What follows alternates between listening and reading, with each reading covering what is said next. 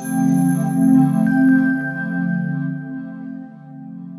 right, welcome back to Sports Source. Got some interesting stories that we're going to talk about, some interesting headlines that have come up here in the last couple of weeks. This one really struck me as odd. Gabe Arkard, he's one of the 3 University of Oklahoma student athletes whose eligibility was in jeopardy after they ate too much pasta at a banquet. Yeah, that's how strict the NCAA can be sometimes. They each had to donate $3.83 to charity to make up for it. Gabe said he donated $5 because he said he ate more than the $3.83. But recently, it was revealed by the NCAA that him and his girlfriend had to sign an affidavit saying she was not dating him just because he was a football player, because that's never happened before. Gabe called his relationship with his girlfriend a compliant official, and his girlfriend defended herself by saying, "I just like big guys, accept it." That's her real quote. Another one, LSU defeated Northwestern on Tuesday night, and why is that weird? Well, it's because they beat them 27-0. 27-0, and that's a school record for runs, and LSU had 5 pitchers combined for a no-hitter. The third thing, Marshall Henderson tweeted during the Michael Sam draft, or during the draft and Michael Sam got drafted, tweeted some pretty derogatory comments during that time. And after it was all said and done, he actually said that it was because it was his friend doing a psychology experiment, which that's very interesting and very convenient that at a time when Michael Sam gets drafted, that you're doing a psychology experiment on Twitter. We're going to bring on my boss here just a second. Clark Shelton's going to talk a little bit about the draft. You covered the Titans last year pretty in-depthly for the site. Is that correct? Yeah, it was the only one there. So okay, at the time. So now we have a quality staff here, so I get to enjoy this a little bit. All right, we're here at the Corner Pub. So you want to talk a little bit about that? This is, first of all, one of my favorite places to hang out here in downtown Franklin. You got to try the jalapeno cheddar burger. I think your girlfriend, according to Twitter the other day, is a huge fan of the French dip. She is. And, meatloaf on Monday. They have a meat and 3 here, but the meatloaf on Monday is spot on, and the fried chicken and gravy on Friday is spot on. Great place to come watch the Titans games. That's why we're here. We're going to talk a little bit about the Titans draft, see if we can be a little bit more positive than the Tennessean is about it. Apparently, Glennon not happy. Based upon his articles here lately about the Lewin draft pick, I personally thought it was a smart move. It is. It's not the attractive move. It's not the... Well, no offensive lineman is attractive. Right, that's true. We just heard about that from the Nebraska player. But it's a good move because you gotta... I mean, Jake Locker has been hurt the last 2 seasons. Have an offensive line that blocks for him and stops injuries would be pretty convenient. If that's what it takes to keep Jake Locker healthy, I'll be shocked. To be really honest, I think Jake Locker's decision-making is the reason he stays back in the pocket too long, and that's why he gets hurt. The point is, Michael Roos, last year of a contract, 32 years old, getting a little long in the tooth. You've got Klug, who's a second-year center now. You have the big boy out of Alabama, Roll Tide, Chance Warmack. You've got now a couple of veterans on the bookends, and you can bring in, obviously, they really think a lot about this kid because they let Matthews go the next morning. So it was the best player available in the first round at that point. You can argue Teddy Bridgewater all you want to. I don't know that Teddy Bridgewater was the quarterback that the Titans need, and he obviously doesn't fit into Ken Wisenhunt's mindset. Yeah. You can talk Johnny Manchild all you want to, but the proof will be in the pudding, and if I'm wrong in 2 years, I'll come back here on the camera and say so. But I ain't buying into him. There just wasn't a quarterback in the first round that I bought into. Right. This guy was projected by many a month ago as being one of the top 5 players in the draft, okay? Not one of the top 5 offensive players in the draft. He's a beast. He's exactly what you want out of an offensive lineman. He's mean. He's nasty. Does he have some issues? Yes, he does. He's explained them. We'll see what happens. But to be honest, as far as athletic ability goes, this kid's the real deal, and we're going to have him for a while. Yeah, I mean, it is a good pick. It's not the attractive pick. It's not the pick that puts people in the seats. That's what Johnny Manziel would have done. You saw what ESPN, they did, the whole Cleveland Browns fans, I agree with you. Johnny Manziel, where he's the attractive pick. He's the guy that you go, well, we got Johnny Manziel, come watch us play. Now, the Browns say he's not even a starter. He may not be a franchise quarterback, but it's the guy that everybody wanted to see picked because just the name, Johnny Football, Johnny Manziel, that is why Taylor Lewin looks like a bad choice. But in reality, if you can get a good back, you got a good quarterback in Jake Locker. I believe that. Do you agree with me on that? Yeah, like I said, in 2 years, I could be sitting here going, man, I was way wrong about Johnny Manchild, Johnny Football, Johnny Manchild, Johnny Manziel, Johnny Cleveland, whatever name you wanted to put him by. Here's the deal. The guy is a brilliant marketer, and he knows how to put himself up there, and he may end up being a great quarterback. I'm leaning more towards a Tebow quarterback than I am towards a great quarterback. I just don't see him. I see him being a little bit of Jake Locker, too. I don't see him with his style of play being able to take the punishment that a day-to-day football player has to take at the quarterback level. And the thing about it is that the Browns literally, if you look at them, all the pieces are in place for the Cleveland Browns to actually have a successful year. We'll see if they stay with Hoyer or they try to fill the seats. The Browns sold 1,500 season tickets the day after Manchild was drafted. 1,500 season tickets they sold in Cleveland. I lived in Cleveland in 85 and 86 in the old Dog Pound days. Let me tell you what, 1,500 season tickets sold in 24 hours says a lot about the guy that you brought on board. Whether or not he pans out, it's going to be a whole different thing. Yeah. And that's what he is. He's a guy that's going to sell you tickets. He's going to get people talking about your team. The Browns kind of needed that. They needed another guy that could come in, that could be the face of the franchise, even though he may not be the guy yet. They've had some guys in there. Their biggest problem is keeping a head coach that keeps the program going for any specific period of time. To be very honest, there were a lot of people that thought that Colt McCoy never got a fair shake in Cleveland. I know that Trent Richardson was a wash in Indianapolis, so you really have to kind of look at that. There are players in place, and of course a lot of this hinges on whether or not Josh Gordon gets a year's suspension or not. That comes out right after you draft Manchild, and you go, holy cow, Johnny Manziel to Josh Gordon, this is going to be the easiest thing ever, and within 12 hours they go, Josh Gordon failed yet another drug test. We're looking at a 1-year suspension. It completely changes the whole aspect of that team and what they're capable of doing. You still have Jordan Cameron there, who's an Antonio Gates-type tight end, but they can double team on him because there is nothing else at wide receiver after you get past Gordon. So you will see. I was not that impressed with that pick, but it is what it is. I thought that the Vikings waiting to get Bridgewater and then moving up at the end was a smart move. Yeah. Jerry's still out on Teddy. I think Teddy in the right situation, giving some time to develop, will end up being a good quarterback. I really thought the Jaguars got the steal. Bortles is 6'4", prototypical. He's built, looks like a machine. He's in their own backyard.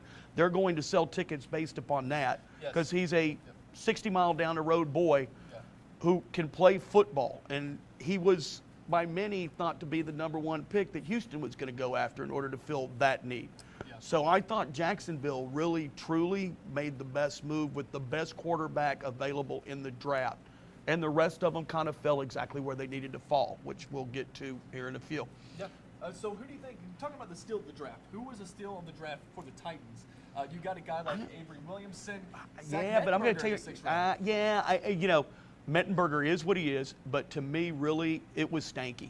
It was the fact that we were able to take the first running back taken in the draft, which is the longest in NFL draft history that it took for anybody to. The kid's a bruiser. He can catch the football. He has all kinds of mad skills. Now that we know what we know about Sean Green coming out right afterwards with his injury, and he's going to be a little bit behind, people have forgotten about Jackie Battle, who I think has a better shot of making this team than Sean Green does. And you have Dexter McCluster, but McCluster is a gimmick running back, and that's not a negative thing to say. He's the kind of guy that you could use in a wildcat formation or something like that. Yeah. But to be really honest, he's a slot receiver. He's a kickoff and punt return specialist, which, gosh knows, we need that desperately. So Stanky was a huge move. Some people thought Trey Mason because he's in the backyard. Trey Mason doesn't catch the football like Stanky does. And I think that you're going to see this with this new Wisenhunt era.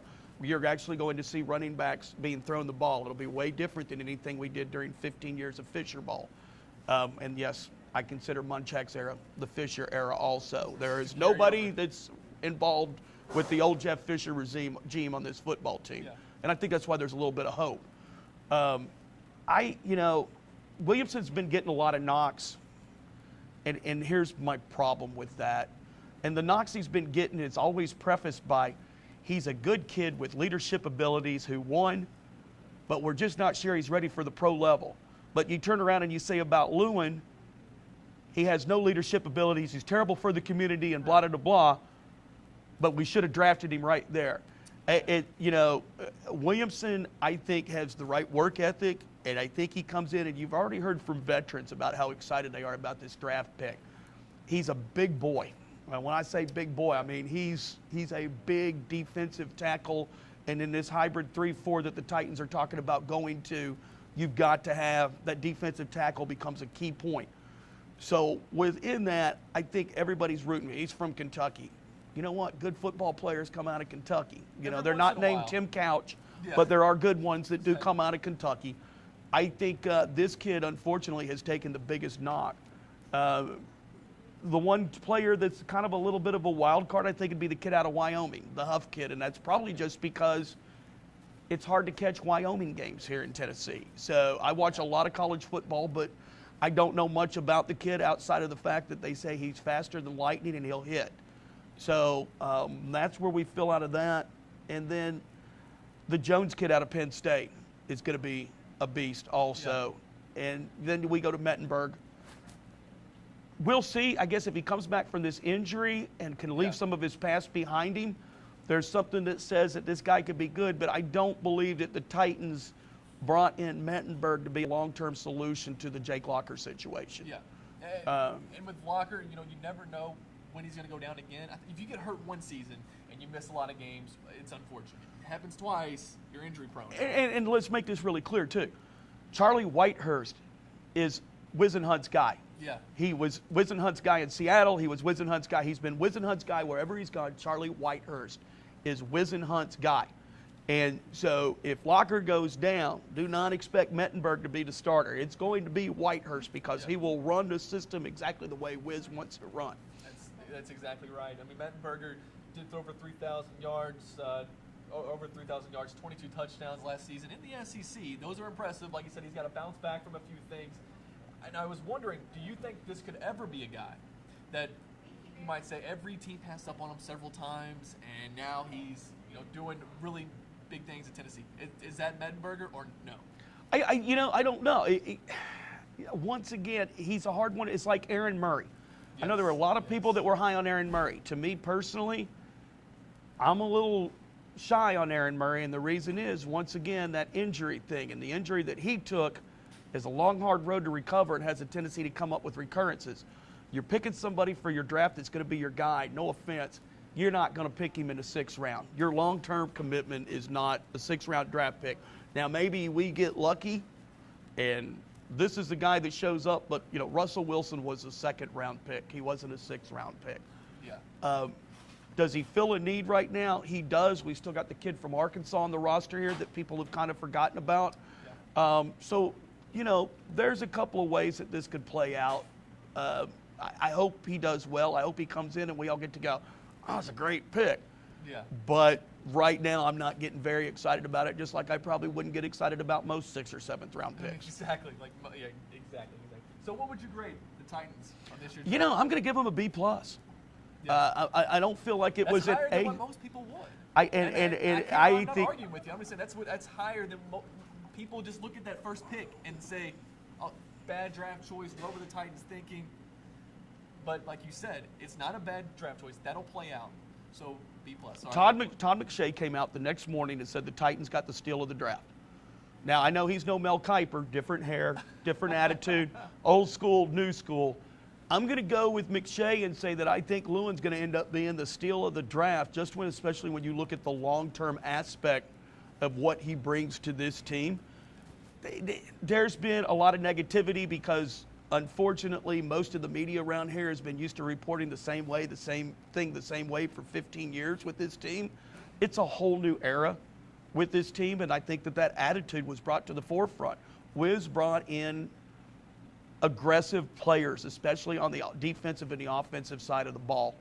He brought a defensive back that's just known to knock heads off. That's what he does. May not necessarily be great in coverage, but he's going to make you think twice about running around him. That's how Wiz coaches. That's what he likes. You're going to see a little bit. The Jeff Fisher era of football is over, and for a reason. It's done. It's over here. It's finished. I'm glad to see it put in the rearview mirror. I'm ready to try something new, and I think most fans are, and I think that's why you see a little bit of people are kind of starting to get, there's a little buzz getting out there about, wow, I wonder what these guys are really going to be like this year. Yeah. And I think they're going to be a better football team for it. I think it was time to make a change. Yeah, I agree, and I think that buzz comes around when you bring in a new coach. People want to see what are the changes. They want to see, I mean, we live in a microwave society. We want to see something. We want to see immediate change. We want to see immediate success, and that's not the case. Do you think that this team is still going to struggle a little bit next season, or is it the potential for a playoff and a playoff run? I think personally, playoff run, and a lot of that would be, if I was going to say playoff run, it was going to be because they were going after a wild card. And I still haven't kind of seen what the other teams, so I'm not ready to call that yet at this time of year. A better football team, yes, because I think we're going to come with a different mindset. I think you're going to see more of a passing game, which is most teams are going to. The days of ground and pound are going away. It's become a more of a, and you can look at these quarterbacks that are being successful, case in point, out on the West Coast.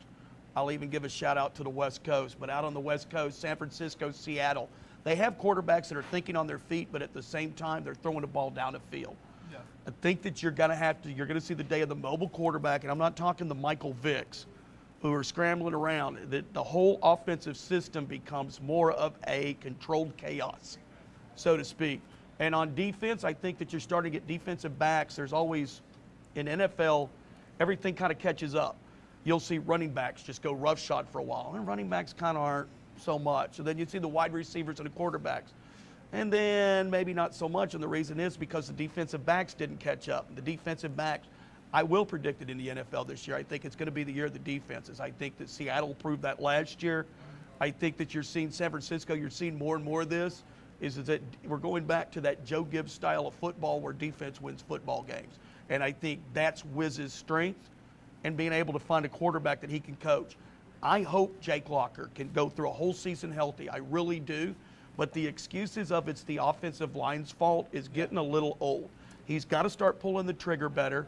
He's got to start making better decisions. Even when he was getting blocked for and was healthy, his percentage of interceptions compared to his touchdown percentage were about the same, and that's no bueno in the NFL. Right. And his first injury became as Jerry trying to make a tackle. Yeah, as Jerry Glanville says, not for long at that rate. So that's what NFL stands for.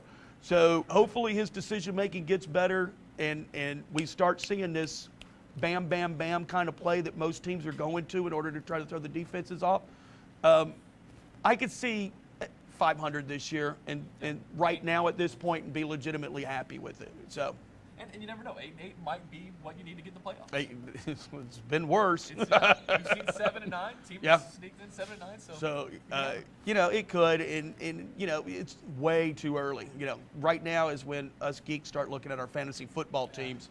But till they actually hit the field and you start seeing them practice, it's a guessing game. That's what the draft is. Yeah. It's a guessing game from beginning to end. It starts with the football teams. We can sit here and talk for a whole nother month, and gosh, they've talked for 5 months now about the draft, and we'll talk about another month, and everybody will breathe a little bit, and we'll get out to practices, start putting the pads on. But until somebody actually hits somebody, you have no clue what these guys are going to bring around. You just wish that you picked the right ones. Clark Shelton says 8-8. 8-8. Early on. We'll readjust. We may readjust that later. And then we're trying to stay optimistic. So they're going to go to the playoffs 8-8. Right. They're going to win the Super Bowl. Yeah. No, that's a nice try, though. Okay. Got the Preakness this weekend, too. Yeah, and then California Chrome. They'll win that one, but then Belmont. Nope. I think he takes both of them. He comes out of the Preakness healthy. He wins a Triple Crown. I did not pick him, but I watched that race, and when they were at 1:11 at the 3/4, that was fast. It's smoking for the Derby. And he was just sitting there cruising along. I said, this horse, so if he comes out healthy of the Preakness, he'll win the Belmont, he'll win the Triple Crown. That one I'll go ahead and give you a prediction on. All right. Clark says 8-8 and a Triple Crown. There we go. I like it. We got to bring him more often just for the predictions. That's it. Fun part. That's it. See you in 2 weeks. Yeah. Thank you.